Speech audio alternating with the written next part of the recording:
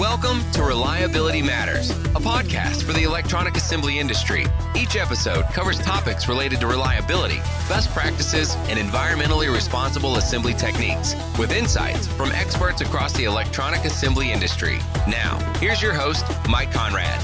Welcome back to yet another episode of the Reliability Matters podcast. I really appreciate you being here today.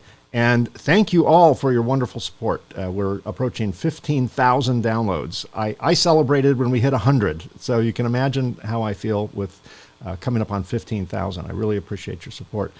Thank you also for all of your comments and feedback and episode suggestions. Sometimes when you sit in front of a camera, you don't see anything back. I don't see you. So it's really nice to know that you're out there and through your downloads of episodes and through your feedback to me. I really appreciate it. Let's talk about solder paste, shall we? We haven't talked about solder paste in a little bit. We've talked about it a couple times over the last few years, but I'm hearing a lot of buzzwords. I'm hearing all about high reliability solder paste, which makes me wonder what's the regular solder paste about. I'm hearing a lot of talk about low temperature and ultra low temperature solder paste. I'd like to know more about that. And I have some technical questions about that. So the best way to answer those questions is to bring in an expert. So my guest today is Paul.Salerno. He holds an MBA with a specialization in finance and marketing from Rutgers Graduate School of Business. He's a global portfolio manager at MacDermid Alpha Electronic Solutions with an expertise in product lifecycle management and development of strategic technology roadmaps. We're going to ask him about the roadmap in a little bit. He is the global surface mount, roadmaps for global surface mount technology business. Paul works with customers in both Europe and Asia and in the automotive, computing, communications, consumer electronics markets, and a lot of that. Sounds like he has a lot on his plate. So welcome, Paul. Thanks for being my guest today. I really appreciate you being here. Thanks for having me, Mike. I appreciate it as well. Yeah, thank you. So I understand, and when I did some research, I saw an interview you did not too long ago. I think it was earlier this year. And also on your bio that you are focused on a technology roadmap, which is interesting. I always like to look into the future, right? And see what direction we're going. And so tell me a little bit about what that technology roadmap is all about relative to your business, and what are you doing within the world of that roadmap? Yeah, sure. So, I think ultimately, right, it's nothing unlike most organizations out there, which do have technical expertise and commercially familiar folks who focus on really the strategic long-term planning of our technology, right? So understanding where we're going, where the electronics assembly industry is going, and where we need to stay competitive. So I think when you look at it from a very holistic view, my focus is in strategic long-term planning, as well as the product lifecycle management side, where you need to have products that meet both today's needs but prepare you for the future needs. So addressing existing challenges as well as future challenges is kind of the approach that you take when you develop a good technology roadmap for your organization. So there are several different species, for lack of a better term, species of alloys or solder paste, fluxes, types, alloy constituents, things like that. Do certain industries gravitate toward one specific description or type or species of solder paste? So do the automotive folks have a different requirement than the space folks and the aerospace folks and the commercial folks, downhole, harsh environment, safe environment? Are there different market segments that gravitate to different products, or is it kind of all the same and they all have their favorites, but they're all kind of the same? Yeah, no, that's actually a great question and a great point. So many people assume high reliability translates to exposure to, say, a high temperature environment or a traditional high reliability market segment like automotive or defense or aero, where products like the Inalot solder alloy are widely adopted for applications where operating temperatures are above maybe 120 Celsius and beyond. But you also still need to think about other market segments where reliability is defined in a different way, such as in the low temperature space, where HRL, our products such as HRL series alloys, where you combine a traditional tin bismuth based alloy with microalloying additions to improve reliability for applications that are even below 100 Celsius. So it really is predicated a lot on the market segment and the solution for that given customer's application. That makes a lot of sense. Components are getting increasingly smaller, which is great for me because we're in the cleaning business. So the smaller components get, the closer to the board they are, the closer they are to each other, the less residue that is tolerable on the assembly, and the more likelihood someone's going to clean.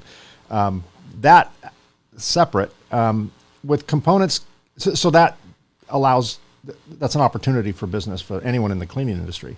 For your industry, as components are getting increasingly smaller and closer together, and the pitch is almost non-existent anymore. I mean, it's practically, you couldn't put a human hair between component pads now. How has that affected the solder paste industry? I know the cleaning industry has certainly affected it. It's more business, but it's also difficult to clean these types of residues. So in your industry, how has miniaturization landed in your world?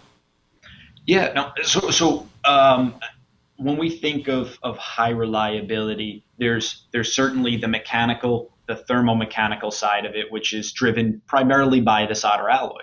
But then there's the other side of reliability, which comes into play with the solder flux chemistry, and that's electrochemical reliability.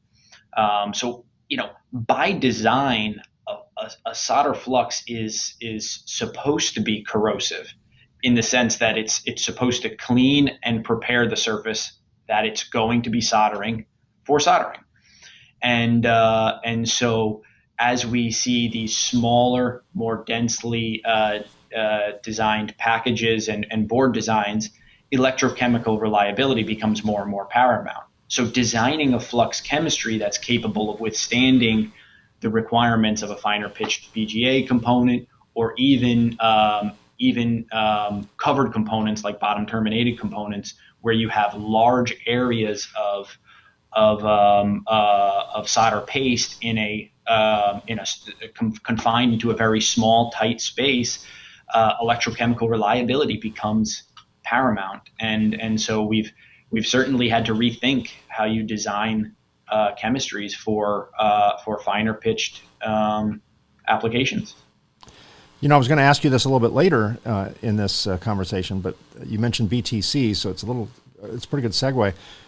It used to be, probably a couple years ago, it seemed all we talked about on the show was voiding. That was the poster child of technical conversations. And 30% voiding's okay. No, you can actually have 50%. I had someone tell me you can have 70% voiding. It's probably fine.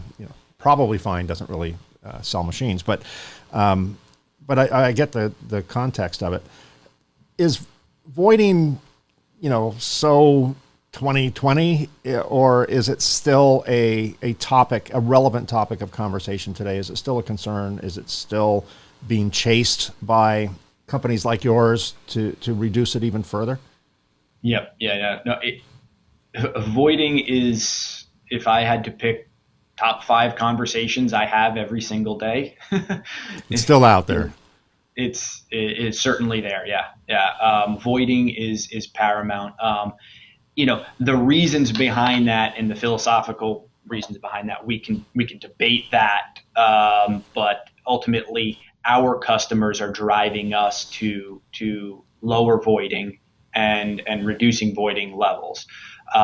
If we just think about it from a very basic, simple-minded perspective, which is kind of how I think of things, you look at if you envision what a solder void looks like to the average person, it looks like an area where you have an air gap,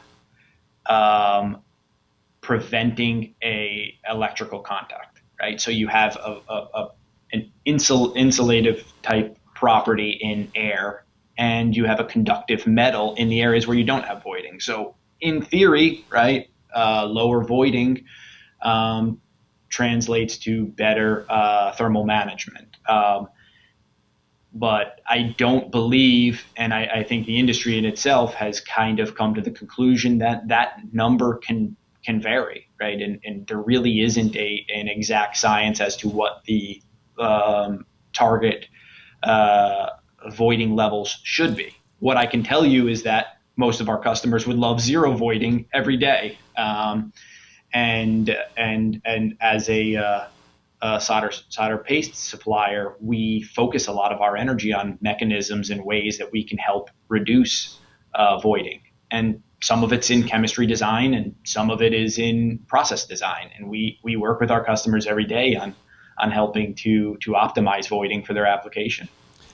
Yeah, it's funny when people are concerned about voiding, they're normally concerned, at least from my vantage point, of the intermetallic bond. They don't want the parts to fall off under a stress condition. They're concerned about heat dissipation. They're concerned about electrical conductivity.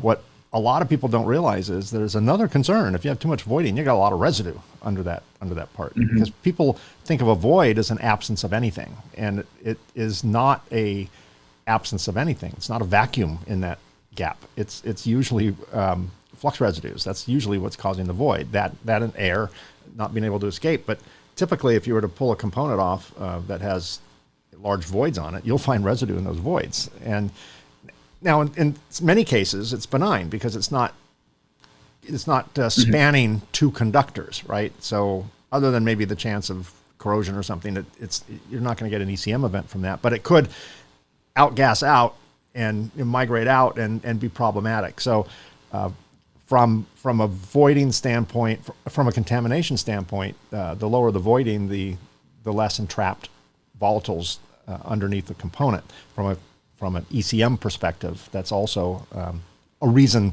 to keep the debate alive. I guess it's not going away anytime soon. Yeah, definitely. And it's funny. One of the solutions that we'll work with customers who just require such low voiding is to use a solder preform.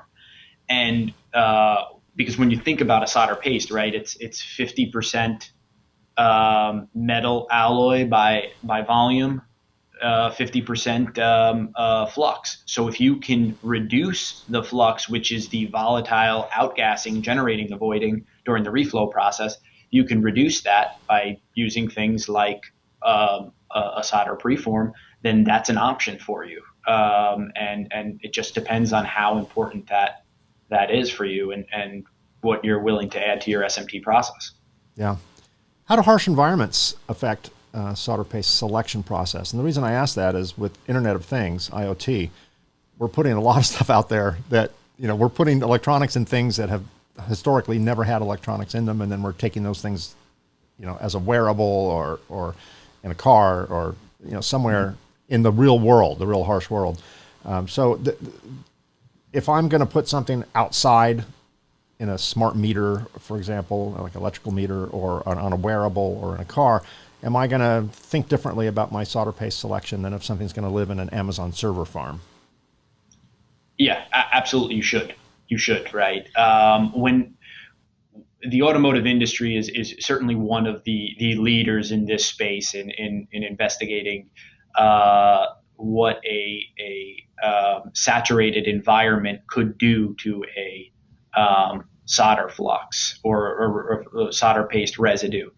And so what we do is quite often we'll work with our customers to assess our chemistries for reliability, electrochemical reliability in harsh environments that include high temperature, high humidity environments. Because if you think about it from the standpoint of, like you said, a server farm, which is a very controlled environment, versus an automobile where you have this exposure to moisture from the air. So when we do what was considered an automotive damp heat test, right? You actually create a saturated environment for moisture to embed itself on the circuit board and assess the electrochemical performance. Because when you have a corrosive flux residue in combination with a fine pitch or fine spaced PCB design, in combination with moisture, you create an optimal scenario for electromigration. So, making sure that you are accounting for the effect of high humidity environments that are non-controlled is becoming incredibly important in the automotive industry and beyond, even the consumer space. Excellent. So not too long ago, I watched a video of another solder materials manufacturer talk about their products, and it was a spin on a product I'd never really heard before. They were talking about how cleanable their no-clean solder paste was. And now all no-clean solder paste is cleanable. In fact, in terms of the number one type of flux that's being removed today, it's no-clean. And that's not because everyone is removing no-cleans. That's just because pretty much everyone is using no-cleans. And those that have to clean are cleaning no-cleans, which just makes a lot of logical sense to me. Now, I've never really heard of a manufacturer promote a no-clean product that's easy to clean. Usually, if you want something easy to clean, go to an OA or something like that. Without giving away specifics, because what they said may be entirely accurate, or it might just be a spin on a from their marketing department. I don't know, but are there no clean fluxes that are designed to be more easily cleaned, or are they all? Do they all share the same? They can be a little bit difficult to clean. My experience is they're usually on the more difficult side to clean. Very, very cleanable, but they're on the more difficult side because they have such low solids content, and they rely on an oven profile being pretty accurate, so you don't volatilize and polymerize the materials too soon in the process, and that becomes a little bit more difficult to clean. So from your perspective, long question, I realize, but from your perspective, are certain no cleans more easily cleaned than others, or are they? Is that something that you guys even think about when you're formulating a no clean or not? Yeah, right. It depends on it depends on the application, certainly, but I would say overall, right, it's a bit of a loaded question. No clean solder pastes are designed to be, no clean, right? So the corrosive residue is designed specifically to be encapsulated post reflow to prevent things like electromigration, right? I think for high volume users, which is the most of the industry, adding a cleaning step typically is outweighed by the benefits of using a no clean option. Certainly you can look to water soluble chemistries as an option, but the downside of that obviously is you have these highly active post reflow residues that you don't really have the luxury of waiting for extended periods of time. So I think in principle, the idea makes a lot of sense, where you can achieve the ability to use a product as a no clean or to clean it when you feel that it's necessary. But I think the other approach of it is to design chemistries, which is what primarily what we focus on, is design chemistries to be designed for no clean applications where you achieve the electrochemical requirements of a no clean chemistry with a traditional no clean chemistry over having to use a cleaning process. So really challenging applications, moving towards or designing a chemistry that focuses on maximizing the electrochemical reliability in a no clean space is more important than a no clean that's cleanable in a lot of cases. And similarly, you can look at that from a conformal coating standpoint, where users would want to clean, and you could focus chemistry design on compatibility with no cleans. So in theory, sure, a cleanable no clean is great. And at times we do certainly assess our chemistries for that as options for customers who do need it. But is it something that we actively pursue over being able to achieve the highest electrochemical reliability with a no clean paste? Then I would say no, it's not something that we're working towards. Okay, that makes sense. Let's talk about the solder paste types. They're typed into type 3, 4, 5, 6. I don't know how high they go. And obviously that has something to do with the sphere size, right? The powder size, as I understand it. What are the differences between these types, and what circumstances would draw someone to a type 5 versus a type 4 versus a type 6 versus a type 3? Yeah. So powder types are like you said is basically a measure of the powder size distribution in that given powder type. So, for example, a type 4 solder paste would have powder sizes somewhere between 20 and 38 microns. That would be the general distribution. Type 5s, somewhere in the 15 to 25 micron, and then as far out to type 7, type 8, where maybe you have powder sizes down to as low as 2 to 11 micron sizes.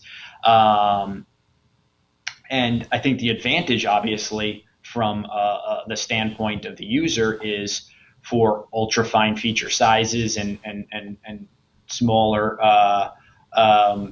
product designs, is you with finer powder types, you get the ability to fill smaller aperture sizes. It's all about how can you fill that stencil with as much solder volume as possible to get a good solder joint. And so moving towards finer powder types, your type 5, type 6, type 7, allows you to more readily achieve the volume transfer efficiency targets that you might have in your product design. Now, the disadvantage of that is you certainly need to account for that in your chemistry design, because smaller powder sizes increase the surface area for the flux chemistry to do its job, which is to clean that surface and prepare it for soldering. And so smaller powder sizes create an increased surface area, which creates challenges for the chemistry design. And we have a very specific focus towards achieving that, while balancing the electrochemical requirements of a fine feature application. Excellent. Let's talk a little bit about low temperature solder and ultra low temperature solder. Sure. I understand in principle what they are. They melt at lower temperatures. They reflow. The peak temperatures can be lower. What would the reason be that one would choose a low temperature solder? Back in the old days, eutectic, 363 degrees, right? It was like 362, it was solid. 363, it was wet. Something to that effect. Now I'm hearing reflow temperatures as low as 150 C in some cases. So, what would drive people toward a low temperature solder or an ultra low temperature solder? What are the benefits, and what is not practical about that? Yeah. It's a great question, and it really it's a kind of an interesting point in the industry's evolution when we think about the use of low temperature solder alloys. I think historically, you have your tin bismuth eutectic solder, which is solidus liquidus point is somewhere around 138 Celsius.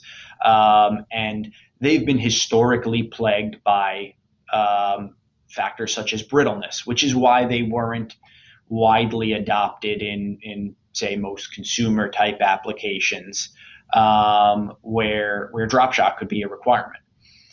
And so where the industry has really pushed towards is the movement towards ductile low temperature alloys, such as our HRL series, where we consider ourselves kind of a leader in this space, where you combine micro alloying additions to your traditional tin bismuth based alloys to enhance the performance. And the goal always is, how can I get reliability similar to that of SAC 305, but reflow at a lower temperature? And why would I need to do that? So the reason you would need to reflow at lower temperatures is because these component packages are increasing the die to package ratio for starters, and they're getting larger and more complex. So during the traditional SAC 305 reflow process, where you're reflowing as high as 240, 250 Celsius, you do create a volatile environment where you can have warpage of the component in the reflow process, and that creates warpage-induced defects such as non-wet opens, head and pillow, and other factors which could reduce the reliability of the solder, of the resulting product design. And so the idea of being able to reflow at lower peak reflow temperatures, thus mitigating the warpage-induced defects, has become a trend in the industry, where you need to develop high rel, low temp solder alloys for these type of applications. Excellent. So one of the concerns I would have, maybe it's valid, maybe it's not, you can help straighten me out, with low temperature is, we did a study. We're in the process of duplicating that study with an analytical laboratory, Foresight, in Kokomo, Indiana. And what the study is showing is that we took boards, test boards. I don't know if they were B52s, or some type of test board with connectors and surface mount components on it. And we reflowed them using a no clean solder paste at the recommended peak temperature limits. And this peak temperature was 250 degrees. And then we extracted contamination from under certain key points of the part and ran it through ion chromatography, determined what the contamination was, what the levels were, and the board fell into the acceptable category in terms of contamination. We found contamination, but none of it was problematic. Then we reflowed identical boards with the same material, but we lowered the peak reflow temperature by 4%, 10 degrees. So we hit 240 instead of 250, 4%. And duplicated the test, extracted the contamination, ran it through ion chromatography. We had residue increases of up to 600% in various parts of the board. Some were 150%, 200%, 300%, 600%. But pretty much all across the board, we had measurable detectable residues. Some of those amounts were in the fail category. You know, those boards would have suffered some form of electrochemical migration event. And that was with, because the peak temperature was lowered by 4%. Now I understand that's all relative. It was 4% of 250. Now I don't know if running a ultra low paste at 150 would yield good results, and it would have to be off by 4% to yield bad results. But I do know that heat is our friend and our enemy. Heat is our friend in terms of burning out the bad actors in the volatiles and activators and things like that in the flux. It's also our enemy because if you cook it too much, you can polymerize the flux, make it more difficult to clean. So there's this fine balance. But clearly, reflow temperature is key if you're not going to clean the board. It's much more tolerant if your concern is not contamination. You can be off by 4%, and I don't think anyone would tell you your intermetallic bonds are compromised, right? Mm-hmm. I think you still have a good solder joint at 4% off, but clearly from a contamination standpoint, it's a concern. So what's your experience with lowering reflow temperatures and still providing the proper heat to activate the flux and to burn off the volatiles and the bad actors? Yeah. And it's a good point. What I would say is that the answer is always in the chemistry design.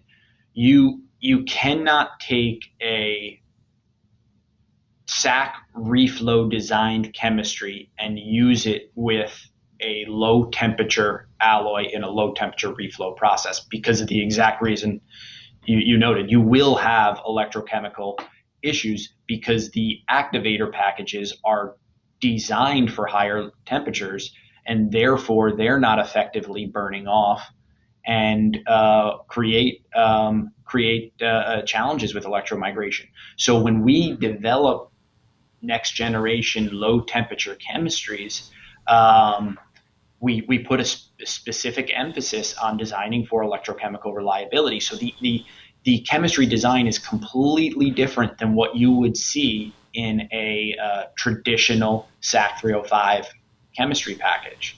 And actually, interestingly, we have a paper that we're going to be presenting at SMTAI later this year specifically on this subject for low temperature solder. So I think it'll be it's interesting timing for that question for sure. I'll make a point to come and see that. I'll be there as well. So several years ago, I was hired as a court-approved expert witness. We had a contract manufacturer and an OEM tied up in litigation, and it was about contamination. And this particular company built a product that was going to be put into the ground throughout various locations in North America. And the part would be operated by a battery and not connected to an exterior power source. And it would send a radio signal to a nearby receiver. And because it was going into the ground, they wanted to protect it from the evils of the harsh environment around it. So they potted it, right? And they could have hermetically sealed it. It doesn't really matter. The point is it was potted. It was protected from the outside world. And then they had corrosion and conductive anodic filamentation, CAF, and they had surface dendritic growth. They had all sorts of contamination-related issues. And they couldn't figure out what went wrong. Well, we know what went wrong. But their logic was, as long as they protect this assembly from things outside coming in, they'll be safe. And what they didn't realize is they basically created this sarcophagus where all the sins of the process could not get out. And their board probably would have been better off. It probably ultimately would have failed for another reason, but they would have been better off, at least temporarily, had they not sealed it, because then at least they could allow natural outgassing of the moisture. And moisture was the catalyst here. You can get by with ionic residue. You might get other things, but you can get by with ionic residue. But without moisture, it doesn't form that catalyst to form ECM. They did not allow moisture to outgas. They trapped everything in there, and because they had a poor cleaning process, that was enough to start the whole chain of events. So if someone is not going to clean and they're going to hermetically seal or pot their board, are there materials that they should lean toward that might be better than others for that environment? Yep. Yeah. The answer to that is absolutely, right? Especially if you're going to go use a no clean process. I would say take it from the perspective of, let's say, the mobile space, where we run into this challenge with electrochemical reliability, particularly on low to no standoff components. And you actually have exactly what you said, which is you get this trapped flux residue underneath that package. And in a hermetically sealed environment, what tends to happen is not only do you not create an avenue for those volatiles to escape, but you do have built up moisture inside, which adds to the potential for electrochemical reliability. So we developed a chemistry OM372 that was specifically for applications such as this, where you have you require ultra high electrochemical reliability in a covered component atmosphere, which sounds very similar to the example you explained which was under litigation, where on a much more smaller scale, our situation, which is focused on the needs of a component or a product design, yours was on a grander scale of an entire device, right? Yes. Yeah, that's right. Well, it's good. It's good to know. They should have known that. They could have saved a lot of money had they known that before. When it comes to traditional solder paste printing, traditional meaning stencil, there are hundreds, maybe thousands, but certainly hundreds of different brands and types, varieties of solder paste to choose from. One can fine-tune their needs pretty finely. When it comes to dispensing, like jet printing, for example, the choices are much more limited. So do you see more of the industry moving toward dispensing solder pastes? I know there are limitations in speed and throughput, things like that. But with North America kind of known more for variety than quantity, do you see the adoption of jet printing technology or dispensing technology gaining even more traction? And if so, there are definitely limitations on the varieties of solder paste that can squeeze through a dispensing nozzle. So will that increase if that market increases as well? Yeah, it's definitely becoming a factor. Certainly from the standpoint of finer feature sizes, where you don't have the luxury of being able to use your traditional squeegee printing process. So I would break it up into two I would say two distinct subsegments, if you will. You have your traditional air displacement, which is probably less reliant on chemistry design and more reliant on finding the right viscosity of the chemistry that you're using for that application. And then alternatively, you go to the piezo side, such as jetting technology, where you specifically need to design chemistries that are capable of withstanding shear forces that traditional squeegee printing doesn't see. So your chemistry platform that you're building off of needs to be completely altered for a jetting application. And I think that's part of the challenge in that space where you have micro dispense and jetting type applications, and certainly something that we've put a lot of resources into and supporting. So say you have a solder paste brand called Gnarly 101. Gnarly 101 sold for traditional paste applications. Can Gnarly 101 also be used in a dispense, or does it Gnarly 101 have to be 102? Do you have to physically change something to make it work with the dispenser, or are certain already available pastes just automatically compatible with dispensing? I would say in a traditional air type displacement dispense mechanism, you can probably use Gnarly 101. But in a piezo application such as jetting, you would need to use an alternative chemistry. Right, it has to be formulated for that particular purpose. It has to be, yeah. Okay. The design has to be built for the application, yeah. Okay, that makes sense. It's long been said by many, I'm sure you've heard this before, and maybe even take exception to it, but people say this, that pretty much all reliability issues start at the printer. I don't know if that's true, but that's the process people like to blame. Whether it's true or not, what mistakes are assemblers making in the printing process or in the solder paste selection? So that whole genesis of the soldering application, what mistakes are they making that would lead to common failures that you see in the field, and how can they avoid it? Yeah, I mean, I would say I would almost argue that it actually starts even before that, from the surface finish of the component and the board that you are going to be soldering, right? So one of the major benefits that we have is we work closely with our MacDermid Alpha circuitry team to understand that interaction and that interface where solder meets the surface finish, right? And understanding that intermetallic formation is really where a lot of reliability, tends to start. Then alternatively, you have from the printing process, you're absolutely right.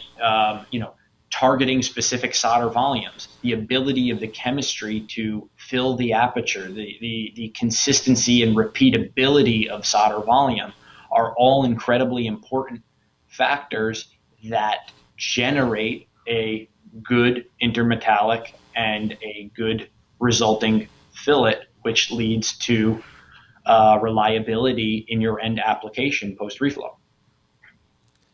Let's get in a car, get on your roadmap, and head toward the future. What does the future hold in terms of soldering materials, in your opinion? Where are we going? Yeah, I think what's interesting is I think you'll see more and more, let's say, niche type alloys for specific applications. I think 10 years ago, it was kind of foreign to introduce a new alloy beyond SAC 305. And now suddenly, in order to meet the demands of the electronics world for more and more complex assemblies, you're starting to see the wide adoption of alloys that are outside the traditional baseline alloy because they can't either achieve the reliability requirements, they can't achieve the they can't mitigate the product design challenges with larger package sizes. There's the need for, like we said, lower temperature, higher operating temperature environments. So I think you'll see more and more acceptance of non-traditional alloys in the certainly in the high rel space.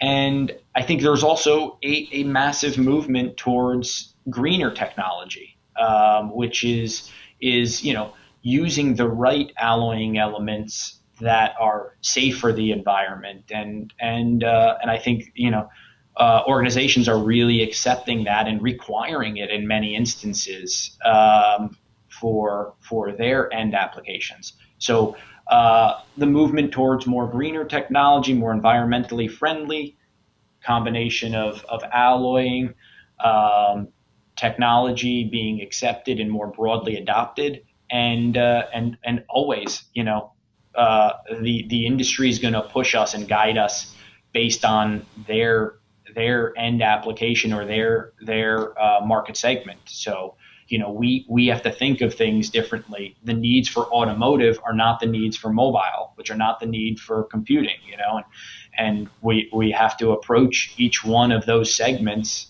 differently. And I think the industry is always keeping us moving to that next level. And that there'll be no end to that. There'll always be a next level with this business. That time has proven that over the many, many decades. We've been building circuit boards, right? So it's I think there's no secret that whatever is common today will be yesterday's news tomorrow. Quite literally. So, Paul, I really appreciate you being here today. Thanks so much for your insight and for your knowledge and wisdom when it comes to soldering materials. Thanks for educating me, and thanks for educating my audience. I'll put Paul's information in the show notes. So I'm sure, Paul, you wouldn't mind if people reached out to you? Of course. Yeah. Put you on the spot. I mean, it's hard to say no now, right? Yeah, you can't say no now. Don't call me. So we'll put Paul's information on the show notes. So if you're listening on your phone, in your car, on the treadmill, wherever, you can go to the show notes part of it, wherever you get your podcasts from. They'll have show notes there, and you'll be able to get Paul's information. And In the meantime, I would like to, again, thank Paul for being my guest today. It's been very informative, and I'll see you in Minneapolis in November, right, at SMT AI. In a few short weeks, yeah. A few short weeks, yes. Let's hope that happens. I'm jonesing for a real show. I'm jonesing to see someone other than a bunch of pixels on the other side. So I agree. Yeah. Well, I thank you for having me, Mike. I appreciate this. This is a very, like we talked about, is this very interesting endeavor that you have here with this podcast, and I'm glad we can support it in a small way. Yeah, in a big way. Thank you very much. I really appreciate it, Paul.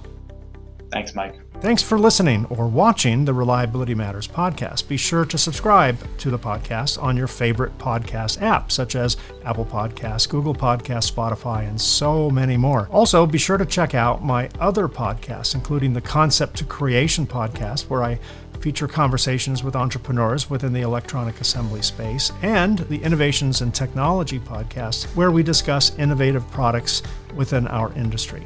All three shows are also available in video format. Check out the Reliability Matters or Concept to Creation or Innovations in Technology podcasts on YouTube. Just search the show's name and you can find all three shows. Or go to MikeKonrad.com. That's Konrad with a K. All three shows also appear there. Again, thanks for being part of my podcast family. I appreciate you being here. Until next time, stay safe, stay healthy, and stay happy. And of course, keep doing it right. See you again soon. Thanks for listening to the Reliability Matters podcast. Join us on the second and fourth Tuesday of each month for new episodes of Reliability Matters.